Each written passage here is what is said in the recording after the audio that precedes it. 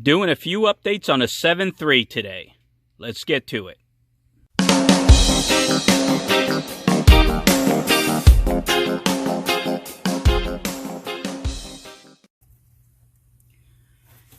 Hey, what's going on, guys? Thanks for joining me on another video. Today I'm going to be doing some upgrades on my 7.3, the one I pulled the 20-foot dump with. As it gets hotter in Florida, I mean, it's 97 today.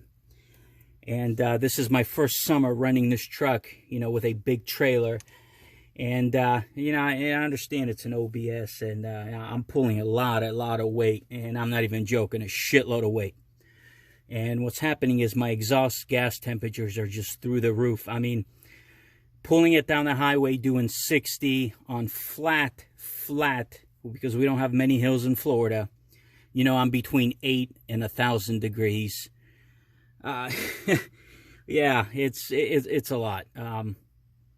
I believe I should be around, you know, 5 to 7 range, pulling it on flat ground like that. But like I said, this is my first summer with it. So, I either got a bad turbo, I got some boost leaks going on, I got some going on. But I'm starting off with smaller stuff. Today I'm going to be replacing these couplers here on a white pipe. As you could see, when they're tightened down, these are kind of flared out. So I think these are stretched out and probably had their days already, because those are the original ones. You know, I ordered some new ones, a little bit stiffer. I'm also going to be replacing this intake into the turbo.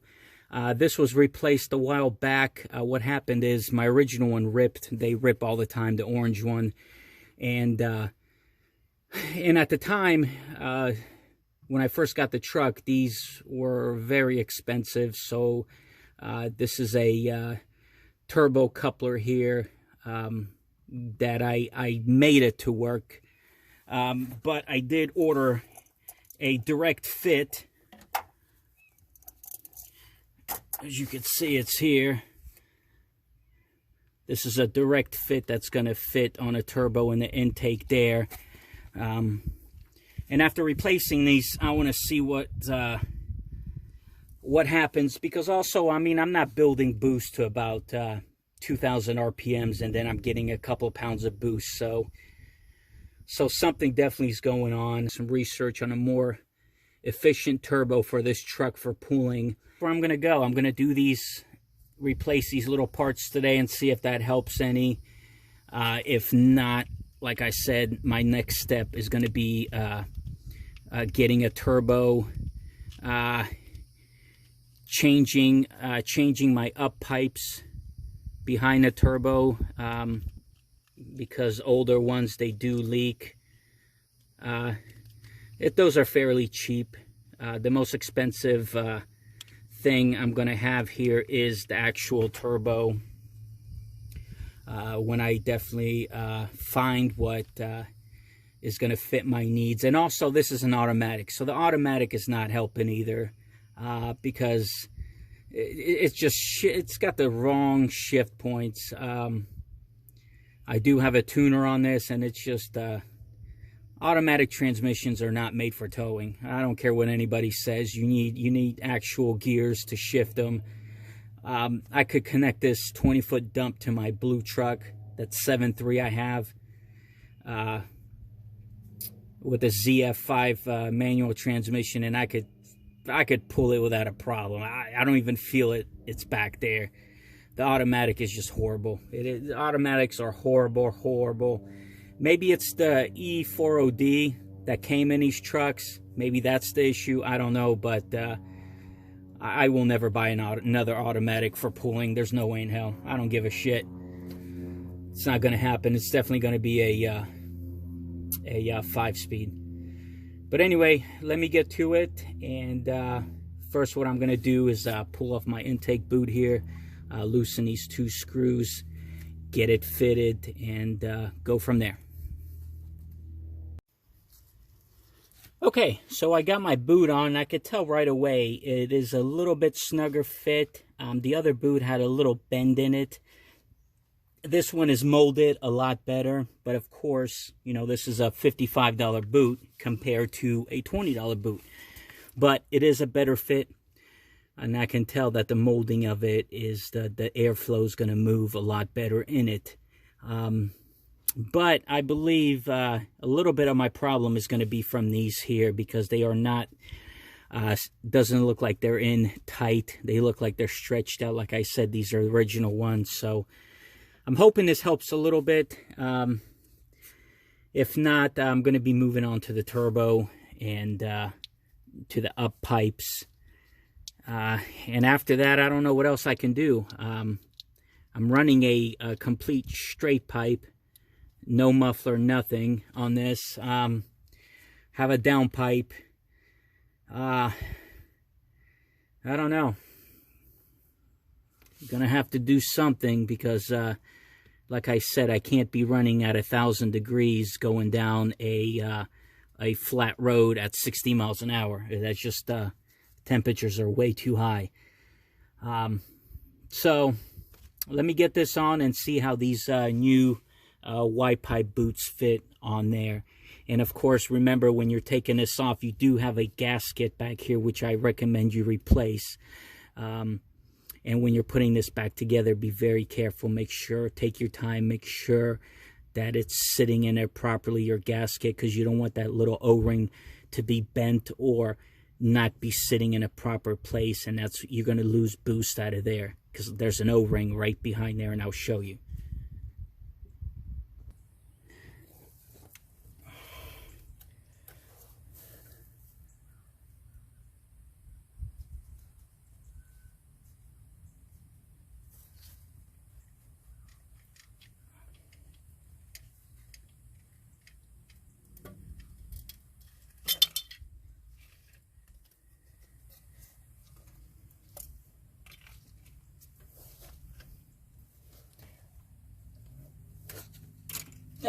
All right, so there it is.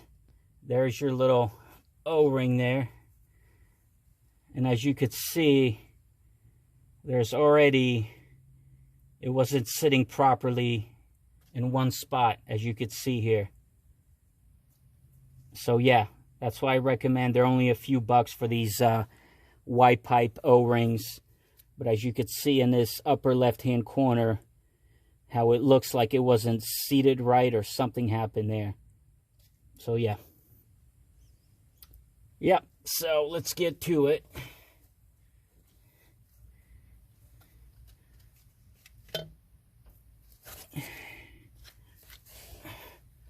All right, so right away I could tell. Original boot, aftermarket boot. Aftermarket boot is a lot thicker. And you see how it's flared out? Now, I'm not 100% sure that I'm losing boost here, but they look a little stretched out and worn. And the new ones are a lot stiffer. See? But you could tell from the side view how they're flared out. We shall see. I should install it, and I'll see what she does, see if there's a difference or not. That's all you can do.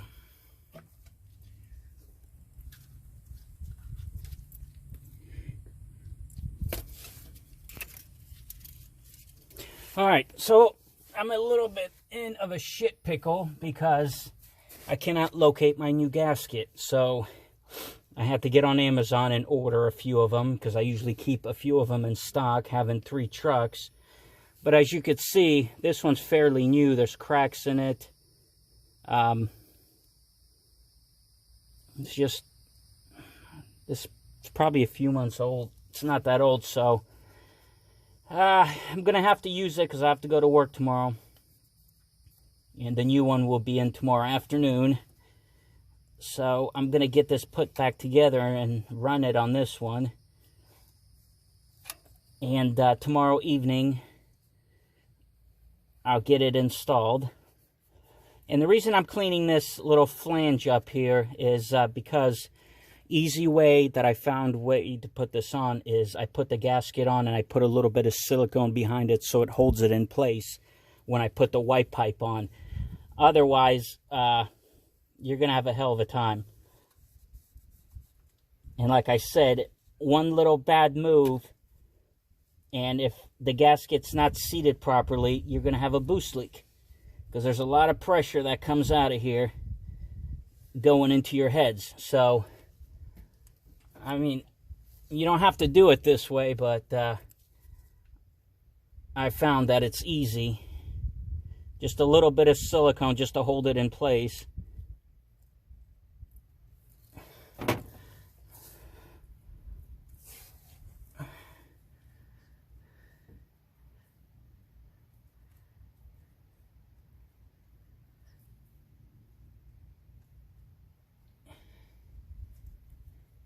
And as long as it's silicone, it's very easy to clean up.